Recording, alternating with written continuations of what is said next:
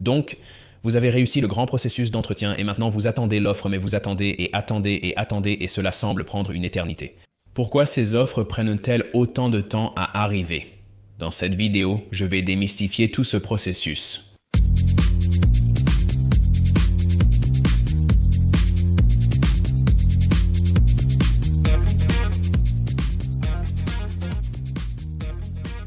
Salut tout le monde, c'est Brian de A Life After Layoff et aujourd'hui, je veux démystifier le processus d'offre en tirant le rideau et en vous montrant un peu les coulisses du travail d'acquisition de talents et des départements des ressources humaines en ce qui concerne les offres.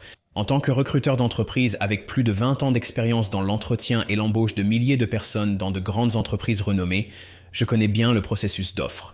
Mais avant d'aller trop loin, si vous êtes intéressé par plus de vidéos comme celle-ci directement d'un recruteur d'entreprise, je vous encourage à cliquer sur le bouton d'abonnement car cela aide vraiment à soutenir la chaîne et assure également que vous ne manquerez aucun post. D'accord, donc je suis sûr que vous avez tous vécu ce scénario où vous passez par un processus d'entretien long et ardu où vous rencontrez d'innombrables parties prenantes et vous savez que vous l'avez juste réussi. Puis vous recevrez un appel du recruteur disant que l'équipe a été très impressionnée. Nous sommes prêts à passer à l'offre. Puis vous attendez et vous attendez et vous attendez encore et vous commencez à vous demander pourquoi diable cela prend-il si longtemps pour obtenir cette offre.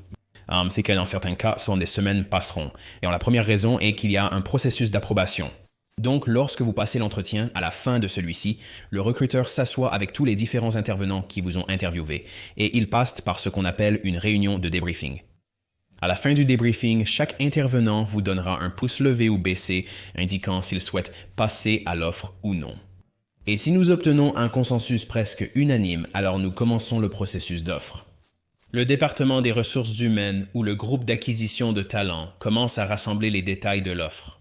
Ils étudieront les notes prises lors de votre entretien initial avec le recruteur concernant vos attentes salariales mentionnées. Ils examineront ensuite les enquêtes sur les salaires du marché local ou les données salariales de l'industrie. Ils examineront également leur tranche de salaire interne.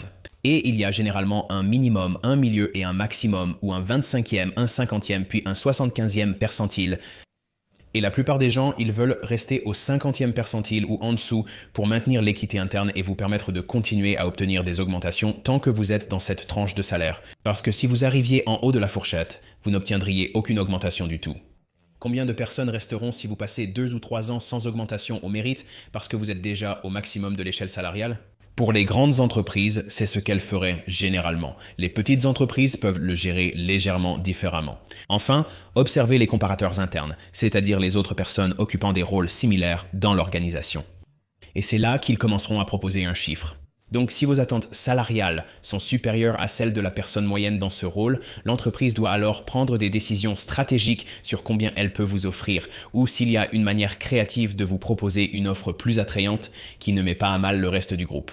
Car il y a des candidats qui arrivent avec des attentes salariales qui sont de 20-30 000 $ de plus que le reste du groupe. Et ils pourraient avoir moins d'expérience et moins de compétences. Vous pouvez évidemment imaginer le genre de problème que cela pourrait causer pour le reste du groupe. Et le département RH et le responsable du recrutement se réuniront pour régler tout cela. Et mon rôle en tant que recruteur d'entreprise est également de défendre l'intérêt du candidat pour garantir que ce que nous proposons va probablement conclure un accord. Une fois l'offre formulée avec les informations nécessaires, elle passe par un processus d'approbation nécessitant généralement 3 ou 4 niveaux. Et le premier est généralement le responsable du recrutement. Ensuite, c'est généralement le responsable du recrutement plus 1. Donc il y aura le responsable du recrutement plus le supérieur du responsable du recrutement. Il y a aussi généralement une approbation RH, souvent par un partenaire d'affaires RH distinct du groupe d'acquisition de talents. Et dans certains cas, l'équipe de recrutement ou l'équipe d'acquisition de talents peut avoir l'approbation finale. Mais généralement, c'est pour ensuite passer à la présentation de l'offre. Le recruteur créera alors la lettre d'offre, puis il vous contactera et présentera l'offre et passera par tout le processus de négociation. Ce processus, bien que fluide, prend généralement au minimum 1 semaine, voire plus. Et si l'attente salariale est trop élevée pour la tranche salariale actuelle, alors le département des ressources humaines peut s'asseoir avec le responsable du recrutement et déterminer s'ils veulent ou non enrichir le poste. Donc, si vous êtes quelqu'un qui arrive et que vous étirez la tranche salariale, c'est quelque chose à considérer car les entreprises qui ont l'impression de se dépasser pour vous obtenir maintenant vont attendre encore plus de vous. Il est donc crucial de viser un poste correspondant parfaitement à votre niveau d'expérience actuel. Parce que si vous vous orientez vers un rôle qui est en dessous de vos attentes, vous vous préparez simplement à l'échec. La prochaine chose qui peut ralentir une offre est l'indisponibilité des approbateurs nécessaires sur la chaîne d'approbation, que ce soit en raison de vacances ou de réunions d'affaires, rendant difficile pour eux de sortir et d'aller faire l'approbation. Dans une certaine mesure, nous dépendons des approbateurs pour obtenir cette offre rapidement. Il y a aussi eu des moments où le directeur senior n'est pas totalement aligné avec ce que pense le manager de recrutement. Donc, le recruteur peut avoir une idée du profil qu'il veut embaucher dans son équipe. Le directeur senior intervient à la dernière minute et propose de redéfinir les objectifs et de réfléchir à ce qu'ils essaient vraiment d'accomplir. Et puis, soudainement, l'offre qui était en cours d'approbation s'arrête brusquement. Cela ne signifie pas que vous n'obtiendrez pas l'offre à la fin de la journée, mais cela signifie qu'ils redéfinissent le rôle ou peut-être l'examinent un peu plus près.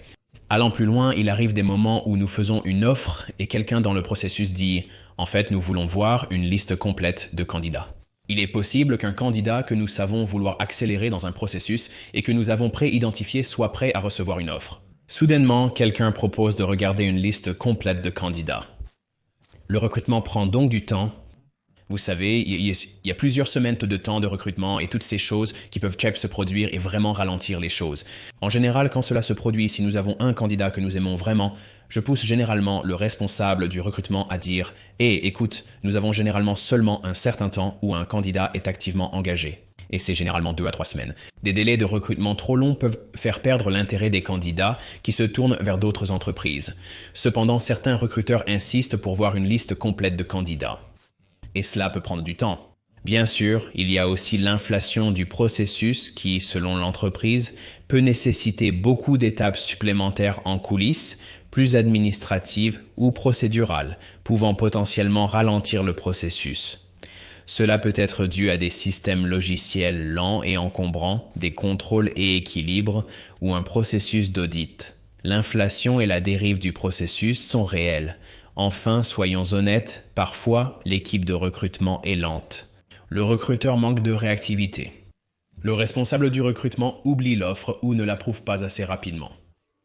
L'équipe RH met trop de temps à transmettre les informations à l'équipe de recrutement. Il y a de nombreux éléments en attente.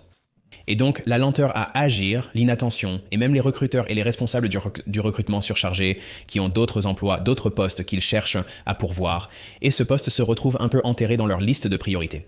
Mais dans tous les cas, ces offres qui prennent beaucoup de temps ne sont pas une bonne expérience pour les candidats et représentent une grande frustration pour la plupart des recruteurs. Je ne pense pas avoir rencontré un seul recruteur qui apprécie un long processus pour vous faire une offre en main. Nous souhaitons pourvoir ces postes pour passer au suivant. J'espère que cela vous éclaire un peu plus sur le fonctionnement interne du processus d'offre et le démystifie. Si vous attendez une offre depuis longtemps, je recommande de relancer l'équipe de recrutement, en particulier le recruteur, en disant « Hey, je vérifie juste où en est l'offre. Avez-vous un calendrier et ne vous sentez pas mal de vérifier une fois tous les 2 ou 3 jours parce que le recruteur a un sentiment d'urgence pour essayer de l'approuver afin qu'il puisse le mettre entre vos mains pour que vous puissiez l'accepter. Encore une fois, vous pouvez obtenir ce poste. J'espère que cela aide. Mais si vous n'obtenez pas l'offre, c'est quelque chose dans lequel je suis spécialisé. Mon site web, alifeafterlayoff.com, regorge de conseils et d'astuces d'initiés pour gérer un licenciement. Je partage mes connaissances les plus profondes et intimes à travers quelques formations, dont la première s'intitule Resume Rocket Fuel. Il est conçu pour vous apprendre exactement comment rédiger un 105 qui vous donnera la meilleure chance d'être remarqué par ce recruteur pour décrocher ce premier entretien. Et une fois que vous avez décroché ce premier entretien, c'est à vous de vous vendre tout au long du reste du processus pour finalement obtenir cette offre qui, espérons-le, ne prendra pas trop de temps. C'est là qu'intervient le bootcamp ultime pour les chercheurs d'emploi. Si vous avez des difficultés dans votre recherche d'emploi, je vous suggère fortement de consulter ces formations. Et je vous remercie de votre visionnage. Bonne chasse d'emploi. Espérons que votre offre ne prend pas trop de temps et nous vous verrons à la prochaine.